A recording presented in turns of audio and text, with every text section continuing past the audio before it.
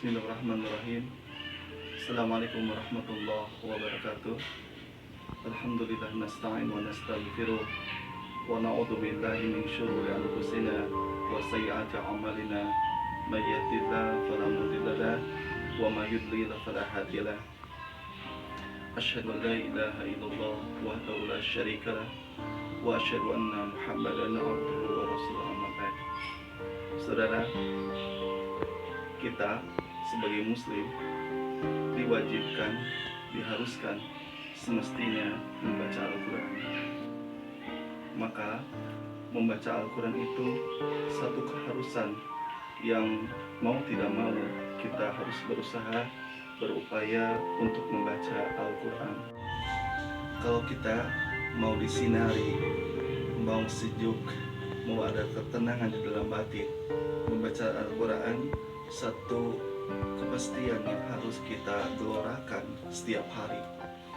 Apalagi seorang yang mempunyai waktu yang full, yang penuh, yang bisa untuk berbuat apa saja. Di sana letaknya ada malam hari, ada siang hari, ada sore hari. Itu perlu membaca. Bagi orang-orang sibuk, orang sibuk ada keharusan. Tapi di keharusan itu tidak semestinya melupakan Al-Quran. Misalkan di kantor, seorang pegawai diwajibkan baca Al-Quran di sela-sela dia rehat, di sela-sela dia istirahat. Seorang murid yang terpelajar, yang dia mengatakan, saya seorang muslim, maka membaca Al-Quran itu satu keharusan. Tidak bisa membaca Al-Quran, dipaksakan oleh orang-orang tertentu, maka di sini ada dua golongan, orang yang mengajarkan dan orang belajar. Orang belajar, kalau belajarnya alladzina yata'ta'u, jadi belajarnya tersendat-sendat atau tidak lancar, mereka kebagian dua ganjaran. A'udzubillahi minasyaitonirrajim. Wa man jaa'a bil hasanati falahu asyru amsalihha. Siapa yang mendatangkan satu kebaikan, maka dia memperoleh 10 kebajikan. Siapa yang tidak yang tidak suka orang yang mendapatkan satu bagian ganjaran yang begitu besar, satu bagian lagi orang mendapatkan kebahagiaan hidupnya.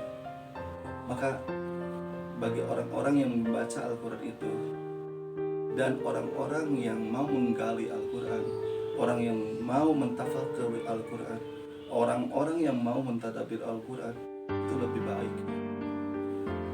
Apakah kita selama ini hanya membaca saja? Itu baik, tapi kurang tepat. Membaca kalau tidak diiringi dengan penjelamaan, kalau tidak disertai dengan pengertian, ya itu kurang baik. Maka membaca Al-Quran harus disertai dengan pengertian, pemahaman, dan penjelamaan. Apalagi dilibatkan tafsir-tafsirnya. Banyak tafsir, apa saja baca. Yang penting ada kaitan dengan Al-Quran Nurul Karim. Saudara, ada berbagai permasalahan hidup, apalagi zaman sekarang. Masa COVID-19 ini menghadang kita. Kita banyak sekali sekarang kekurangan dalam pengertian, kekurangan dalam pemahaman. Maka hidup mereka banyak diceritakan di Garut. Lihat, ada berapa persen orang yang terjadi perceraian akibat COVID, akibat orang yang banyak nganggur. Maka yang bisa menenangkan mereka adalah mereka yang membaca Al-Quran, yang mentadaburinya, yang mengerti Al-Quran, isi kandungan Al-Quran, dan yang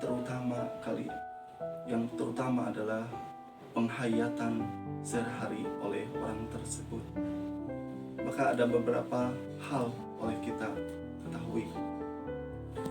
Apakah peduli kita kepada Al-Quran itu, atau kita mengacukan? Semakin kita mengacukan, Al-Quran mengacukan kita. Kalau kita peduli Al-Quran, kalau kita care pada Al-Quran, Al-Quran menggiring mendekati kita, bahkan Al-Quran memberikan syifa. Maka yang tadi perceraian tidak akan terjadi perceraian kalau kita Al-Quran sebagai syifa. Yang kedua adalah sebagai hudan. Kita menghajatkan hidup, membutuhkan hidup sebagai naungan hidayah, sebagai rahmat Allah Subhanahu wa Ta'ala.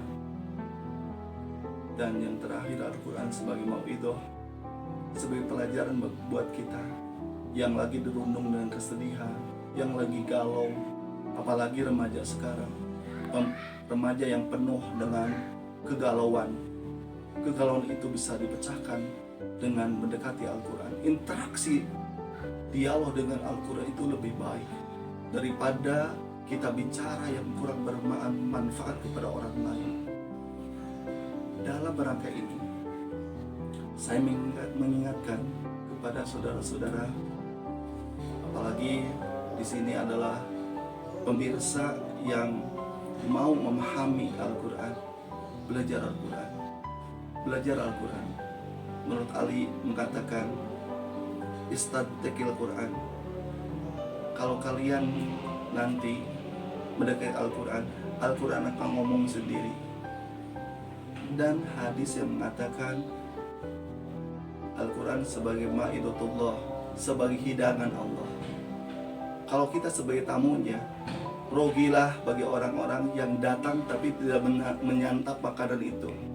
Maka santapan itu adalah santapan rohani, santapan kebijakan, santapan kebaikan-kebaikan kita. Tidak ada di Al-Quran satu sedikit pun yang menyengsarakan kita. Bahkan menurut hemat saya, Al-Quran menjadikan nur bagi kita, penerangan kehidupan kita. Maka terasa indah kalau kita berdialog Al-Quran, berinteraksi dengan Al-Quran. Oleh karena itu, saya akhiri dalam rangka ini, karena di Garut ada program Garut Maghrib Mengaji. Menjadi tantangan kita bagaimana murid-murid kita harus rajin membaca Al-Quran. Harus senantiasa mereka gemar membaca Al-Quran, membudayakan. Oke, segitu aja. Rabbana atina fid dunya hasanah wa fil akhirati hasanah wa qina adzabannar. Subhanakallahumma rabbana wa bihamdika asyhadu an la ilaha illa anta astaghfiruka wa atubu ilaik. Assalamualaikum warahmatullahi wabarakatuh.